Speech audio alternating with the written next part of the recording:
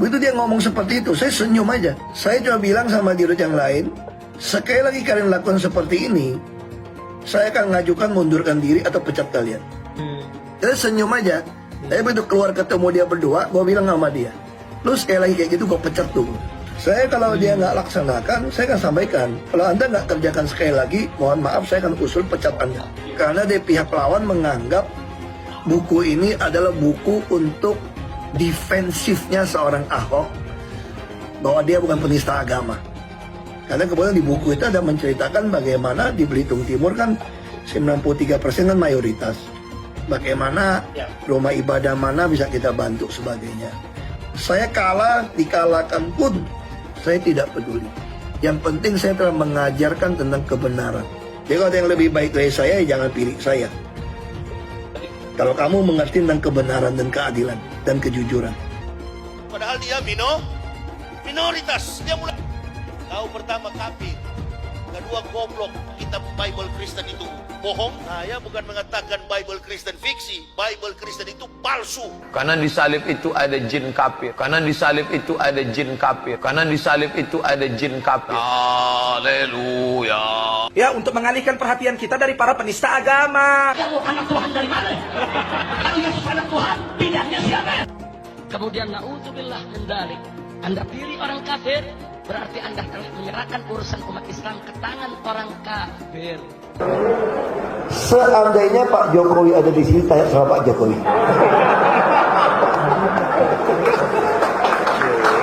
Saya sudah kartu mati nih, menghina menista agama mayoritas. Game over saya sudah.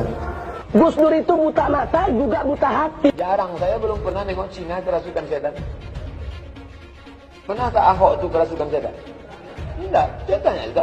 Karena sesama setan jarang saling menggoda. Saya nggak pernah mundur untuk kebenaran, keadilan, kejujuran. Dan peri kemanusiaan, gue nggak pernah mundur. Dan gue nggak pernah takut juga sama lu.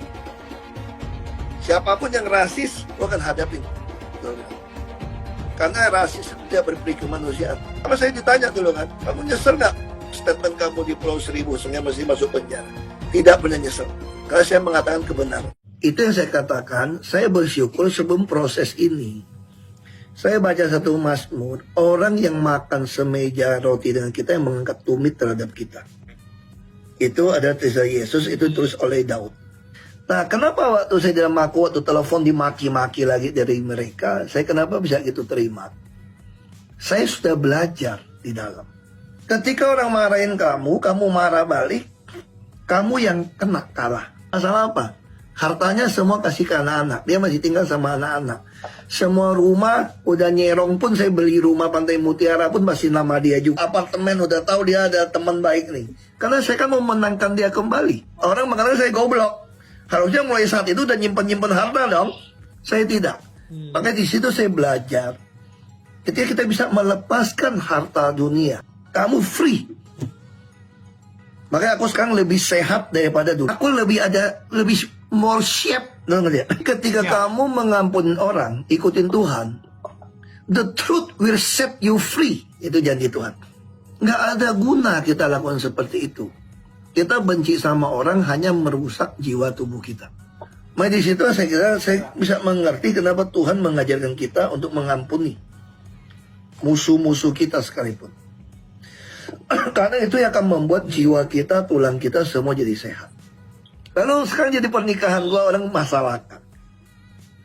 Kalau kamu jadi saya, kamu berani sembarangan nikah nggak? Cerai 2 kali kan celaka nih gua nih. Kalau gua keluar sebagai duda, ini yang gue doa sama Tuhan nih. Tuhan, sempat tanggal 3 Desember, saya tulis itu di dalam iluminasi rema saya yang folio itu. Saya bilang, Tuhan, apakah saya akan keluar dari sini menjadi pendeta saja? Pendeta yang tidak menikah, melayani umat. Itu saya tulis. Saya berpikir saya akan jadi seorang seperti Paulus. Saya temukan tidak. Dalam imam dan raja, itu disebutkan itu. Kalau kita baca di imamat, seorang imam, maka orang tersinggung sama saya. Saya nyinggung orang, bukan. Orang salah paham. Kan saya bilang saya ikutin iluminasi. Iluminasi itu mengatakan seorang imam itu tidak boleh menikah dengan janda. Kecuali jandanya imam. Lalu saya cari, bukan. Kebetulan Tuhan tuh begitu ajaib. Lewat si Jarod menceritakan lu nikah sama yang baru gede, perawan, ada cerita lah nih. Versinya Jarod. Sangat ya sama bacaan saya ya. Saya dikirimin buku Joel Osteen, Blessed in the Darkness. Itu buku tuh terbitan September 2017. Saya terima Desember dari adik saya. Di situ ada bilang, Tuhan bilang, if someone broke up your relationship, you nggak usah stress, because aku udah memprovide you someone more kinder, more fun, and more appealing to you. Jadi ketika satu pintu ditutup, pintu lain udah dibuka. Saya kaget. Lalu saya sharing sama teman saya yang tidak gitu devoted Christian. Dia nggak percaya kan, dia buat orang yang ikutin, dia cuma ke gereja KTP lah. Tuhan menyediakan buat lu di penjara mana ada cewek, punya istri, ini umur udah lewat, ada pacar, ada apa, nggak masuk akal. Cuma satu yang gue lihat agak lumayan, dia bilang, itu ajudan bini lu tuh, dia bilang itu tuh Tuhan yang kasih lu tuh, kalau dia tuh katanya tuh. Gue bilang dia mana mau sama gue ya? Itu anak umur berapa bos? Tuh gue tanya, lu umur berapa? Siap 20. Ah, seumur anak gua, beda dikit tahun. Itu yang ngaco lu bilang. Ini weird. Lalu si Jarod bilang, gue cariin dia Jawa Timur. Nah, begitu Jarod ketemu dia, nggak usah lagi Jawa Timur, ini aja. Gue bilang, nggak bisa dong mas. Dia kan orang Jawa Barat. Nggak apa-apa, gue main-main doang. Nggak bisa mas. Ketika mas mengucapkan sebuah kriteria, saya bukan mistik. Saya sengaja meminta sesuatu tanda kepada Tuhan yang nggak masuk akal. Saya bukan percaya tanda, bukan. Saya sengaja minta supaya mempersulit, tau nggak? Ya gue nggak terima dong. Kan lu masih Jawa Timur, gue bilang. Ternyata dicek betul-betul Jawa Timur. Bahwa gue mulai kaget. Kalau hitungan bapak dong. Bapak orang Jawa Timur kan hitung Jawa. Tapi kan saya kan nggak tahu. Saya berpikir dia orang Jawa Barat kan.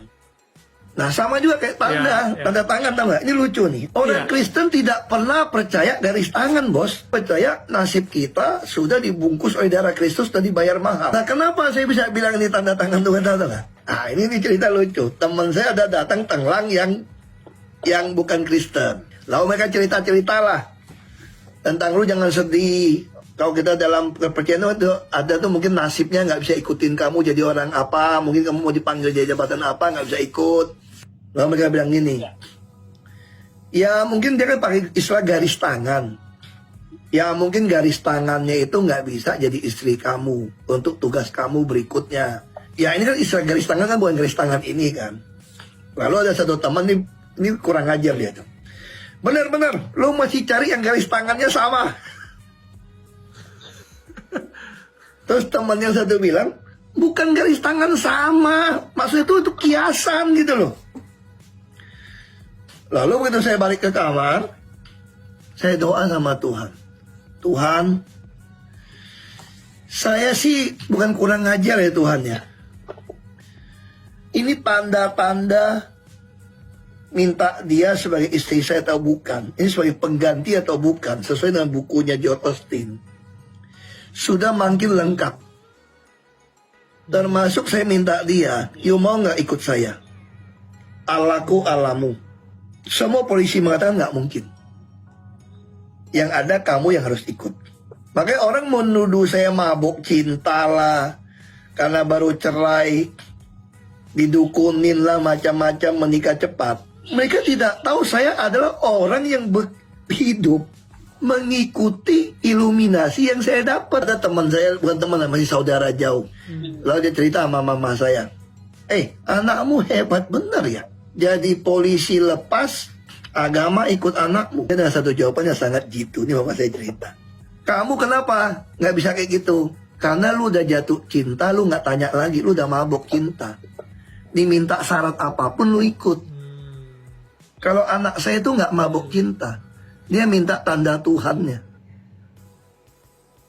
Jadi kalau tidak sesuai dengan tanda Tuhannya itu, dia tidak akan menikahi dia.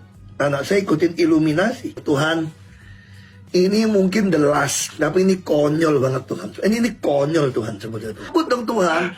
Ini yang terakhir ya Tuhan. Kalau ini benar sama Tuhan ya, Aku nggak mau ini lagi deh Tuhan. Sudah mau nikah sudah, lepas polisi semua sudah nih. Mau belajar masakan mama saya sudah, belajar bikin kue mama saya sudah. Apa tanda yang dibilangin teman saya itu masuk akal ya Tuhan ya? Garis tangannya sama. Tangan manusia kan nggak ada yang sama. Tapi garis tangan utama kan ada kan, garis-garisnya ada utama nih. Tempat garis utama sama kan. Secara semua nggak ada yang mirip, tapi garis utama bisa mirip. Saya bilang Tuhan, ini aku nggak kurang ajar Tuhan ya. Ini udah kayak si Gideon nih, aku bukan kurang ajar Tuhan. Ini yakin apa bener dia ini, aku harus nikah sama dia gitu loh. Apa kata dunia? Politik saya bilang begini, Bapak kalau menikah sama dia, lawan akan dengan mudah menuduh Bapak selingkuh dulu. Padahal dia masuknya kan bulan Oktober, setelah mau demo besar. Bukan ajudan saya, orang nggak mau tahu. Dia tinggal di rumah, orang tuduh saya selingkuh. Gimana mau selingkuh? Jendela kamar bini gua di atas, sebelah kamar mak gua. Kalau gua mau selingkuh, gua udah sama siapakah? Yang di kantor kayak gitu loh. Secara politik, Bapak nggak boleh. Bapak harus menikah dengan orang yang tidak pernah Bapak kenal. Hilang masalahnya. Kalau saya ikutin advice kamu, saya keluar. Kamu sekarang tes cariin deh. Saya kasih waktu 3 minggu. Orang dari Jawa Timur, adik 1, umur pas mau usia nikah, bapak emak lebih muda dari saya, rumah ada AC, sesuai yang dikriteriakan Jarod tuh cari dulu deh. Oh kami nggak sanggup pak. Kita umumkan pun bingung. Nah itu pertanyaannya saya bilang. Dengan petunjuk Tuhan begitu jelas, saya bingung mau ngejar siapa. Bisa kenalin sama temannya yang tidak menikah. Dan semua bilang bagus, orang gereja. Lalu dari mana saya tahu itu dari Tuhan? Nggak tahu. Sedangkan ini sudah jelas. Baik jelas. Ya Tuhan, kalau ini ya sama Tuhan, berarti sorry deh Tuhan, gue baru yakin deh dari lu, gue nggak berani Tuhan, karena ini omongannya terlalu banyak ya. Walaupun ini semua masuk nih, aku panggil penjaga, tolong panggil dia datang dong. Lu kenapa pak? Kan dia tinggal di balik temboknya Makobrimob kan. Saya mau lihat tangannya sama nggak sama saya. Ketawa tuh polisi tuh. Ya saya adalah orang yang percaya garis tangan, bukan sebetulnya tuh. Kita sengaja cetak garis tangan berdua, Parok. Kami ada dicetak garis tangan berdua, ditaruh nih selain garis kaki dan tangan anak saya 1 bulan itu. Bukan saya percaya garis tangan, itu cuma konyolnya saya maksa Tuhan yakinin gue nikah sama ini orang gitu loh. Keyakinan saya yang membuat saya bertahan hari ini. Iluminasi firman ini yang membuat saya bertahan. Nah, kalau sekarang saya bisa punya kehidupan lebih baik, ya anugerah Tuhan buat saya pikir ya. Saya nggak pernah berpikir bisa hari ini.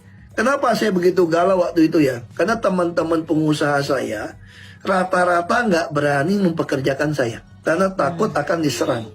Bantu saya oke, tapi takut. Saya ini ibaratnya istri simpanan. Enak dipakai tapi nggak mau diakuin, saya bilang. Betul nggak? Saya masih ada pengakuan kerja, ada pajak. Ya, tapi Tuhan bukakan jalan.